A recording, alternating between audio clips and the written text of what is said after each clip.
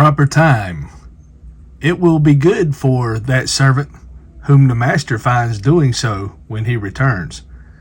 I tell you the truth, he will put him in charge of all his possessions. But suppose the servant says to himself, my master is taking a long time in coming, and he then begins to beat the men servants and maid servants, and to eat and drink and get drunk. The master of that servant will come on a day when he does not expect him, and at an hour he is not aware of. He will cut him to pieces and assign him a place with the unbelievers. That servant who knows his master's will and does not get ready, or does not do what his master wants, will be beaten with many blows. But the one who does not know and does things deserving punishment will be beaten with few blows. From everyone who has been given much, much will be demanded, and from the one who has been entrusted with much, much more will be asked. Christ, a divider of men in spiritual matters. I have come to bring fire on the earth, and how I wish it were already kindled. But I have a baptism to undergo, and how distressed I am until it is completed. Do you think I came to bring peace on earth? No, I tell you, but division. From now on, there will be 5 in one family divided against each other, 3 against 2, and 2 against 3. They will be divided, father against son, and son against father, mother against daughter, and daughter against mother, mother-in-law against daughter-in-law, and daughter-in-law against mother-in-law.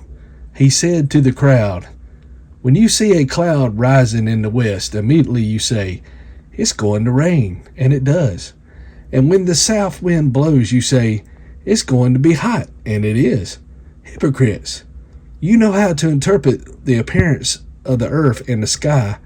How is it that you don't know how to interpret this present time? Why don't you judge for yourselves what is right? As you are going with your adversary to the magistrate, try hard to be reconciled to him on the way, or he may drag you off to the judge, and the judge turn you over to the officer, and the officer throw you into prison. I tell you, you will not get out until you have paid the last penny. Men must not judge but repent.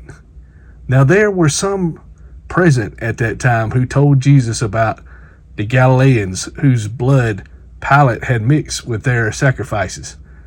Jesus answered, do you think that these Galileans were worse sinners than all the other Galileans because they suffered this way? I tell you no, but unless you repent, you too will all perish. Or those 18 who died when the tower in Siloam fell on them, do you think they were more guilty than all the others living in Jerusalem? I tell you no, but unless you repent, you too will all perish. Parable of fig tree, judgment delayed. Then he told this parable. A man had a fig tree planted in his vineyard, and he went to look for fruit on it, but did not find any. So he said to the man who took care of the vineyard, for 3 years now, I've been coming to look for fruit on this fig tree and haven't found any. Cut it down. Why should it use up the soil? Sir, the man replied, leave it alone for 1 more year, and I'll dig around it and fertilize it. If it bears fruit next year, fine. If not, then I'll cut it down. A cripple cured on the Sabbath. On a Sabbath, Jesus was teaching in one of the synagogues, and a woman was there who had been crippled by a spirit for 18 years.